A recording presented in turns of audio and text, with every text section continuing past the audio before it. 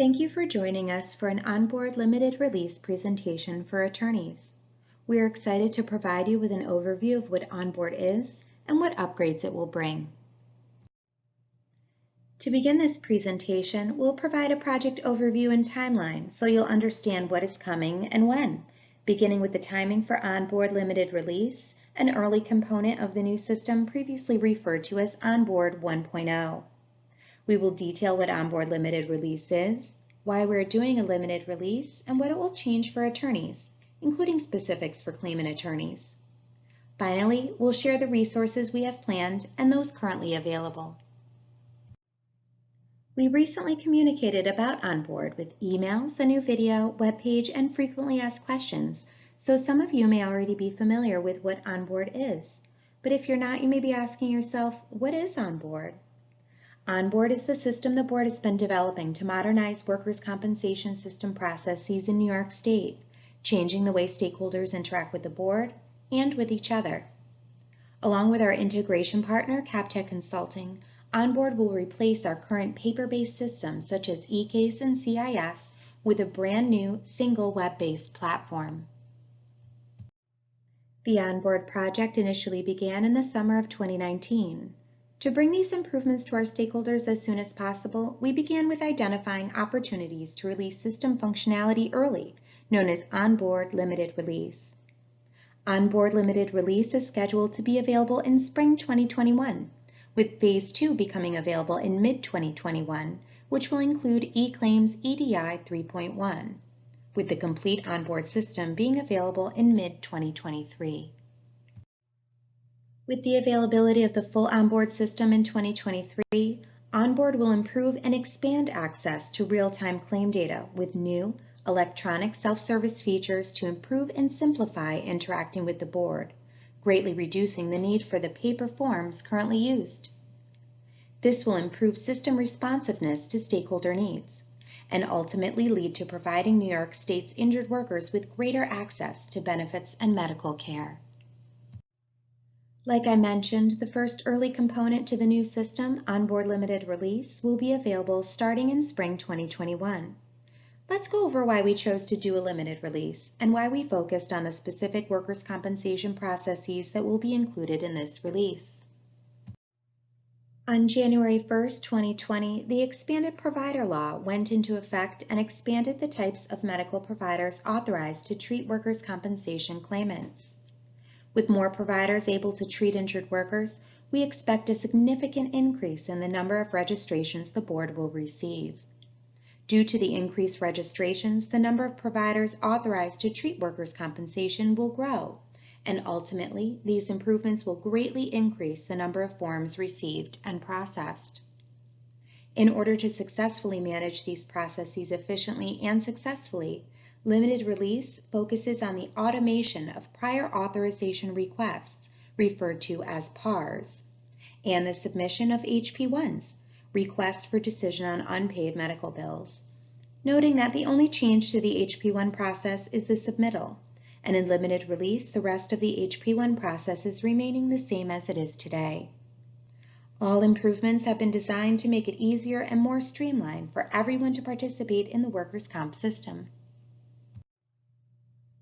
OnBoard Limited Release will facilitate electronic communications for the PAR process and all parties involved, and immediately upon rollout will replace the following paper forms: the attending doctor's request for optional prior approval and carrier's employer's response, Form MG1. And very important note on this one, that with OnBoard Limited Release, the MG1 process will be optional for providers, but will be mandatory for insurers. The attending doctor's request for approval of variance in carrier's response, Form MG2. And lastly, the attending doctor's request for authorization in carrier's response, Form C4A. With these processes transitioning to online, insurers and medical providers will no longer need to use paper or faxing as part of these processes. To transition away from paper forms, limited release will move the prior authorization request or PAR process completely online. This will streamline all of the following requests: MTG confirmation, previously done using the attending doctor's request for optional prior approval and carrier's employer's response, Form MG1. MTG variants, previously done using the intending doctor's request for approval of variance and carrier's response, Form MG2.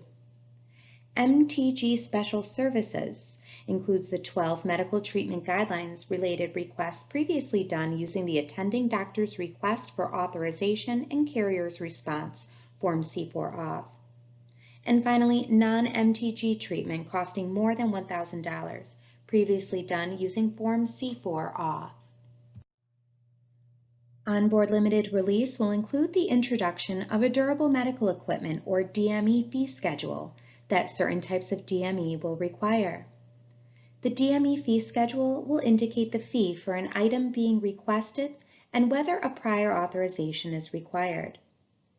There will also be a PAR for non-MTG treatment costing $1,000 or less, and new medication PARs, as on-board limited release, will be replacing the current drug formulary prior authorization request process.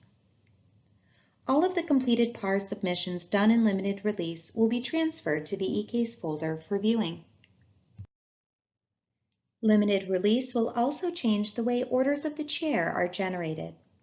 With few exceptions, orders of the chair will be generated automatically and immediately after the insurer response timeframe ends. This enhancement will greatly reduce the need for claimants and their legal representatives to track status and follow up. The way a PAR will be automatically routed and escalated to the correct location for approval is very similar to how drug formulary requests are handled today, so we're going to use that process as an example here. Using the formulary as an example, PARs start with the prior authorization being initiated with the prescriber. Then the Level 1 reviewer will approve, partially approve, or deny. It will go back to the prescriber for review and either be approved for injured worker treatment or continue through to a Level 2 approval, partial approval, or denial. Again, it will go back to the prescriber to either move on to injured worker treatment or a Level 3 review. Just to note that the specific prior authorization request timeframes will be the same as they are today. This is just an example of the review process.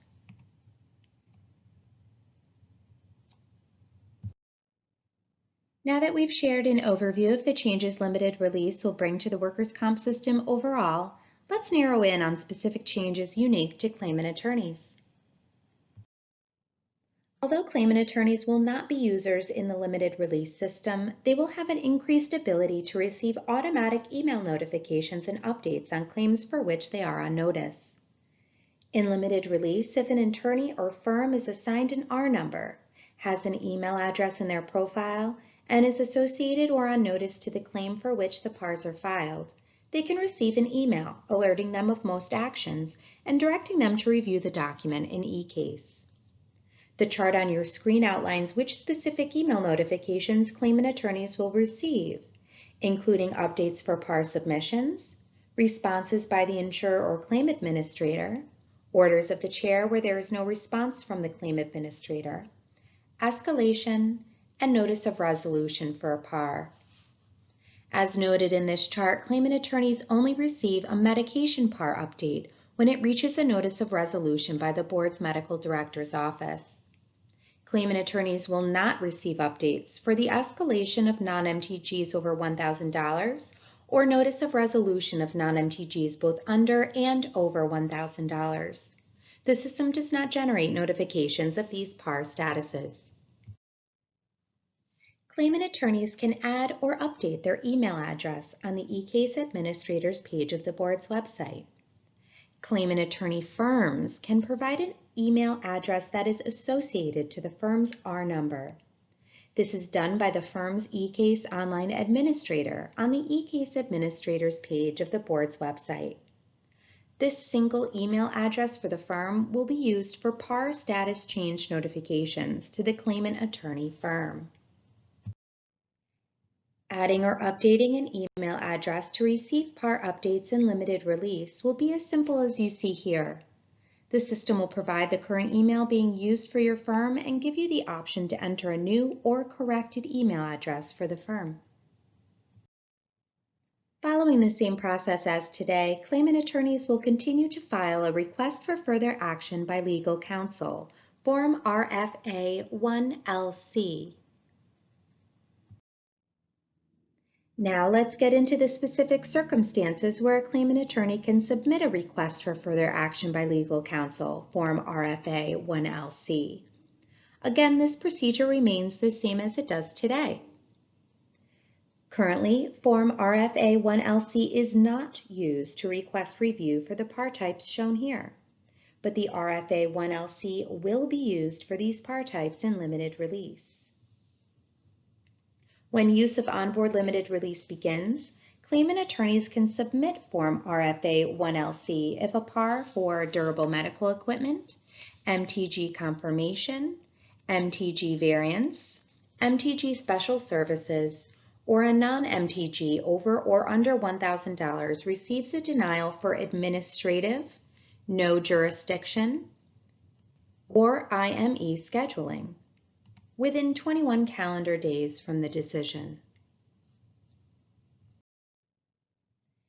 Next, if an MTG variance or MTG special services par receives a partial grant or denial for medical reasons supported by an IME, a claimant attorney can submit a Form RFA 1LC within 21 calendar days of the decision.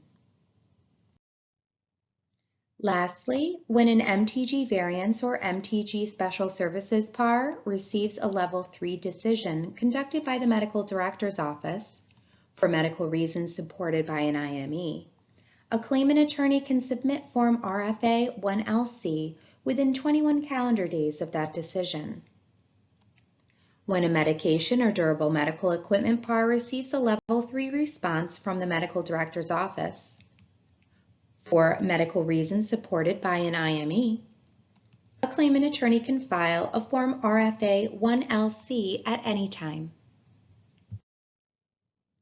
That concludes the changes limited release will bring to the workers' compensation system and what attorneys need to know. So how will you continue to be informed on the new system? As we move closer to using limited release, the board will be providing plenty of opportunities to receive updates. We'll be hosting future webinars where we will walk you through presentations just like this one to make sure you're educated and prepared. More information on these will be announced in the near future, so keep an eye out for that. Attorney-specific guides will also be developed, and website content is being continuously refreshed to assist you along the way. And down the line, we'll be providing you with support channels so you know where to get assistance if needed. We hope that this walkthrough helped give you an idea of what to expect with limited release. For more information, you can go to the OnBoard webpage at wcb.ny.gov/onboard, where you can find an overview and timeline, FAQs, and additional resources. This is also where you can subscribe to receive OnBoard news straight to your inbox. These communications will not only feature limited release updates, but we'll be distributing information about the broader OnBoard project as well. That concludes this presentation, and thank you for your interest in OnBoard limited release. Stay tuned for more information soon. Thank you.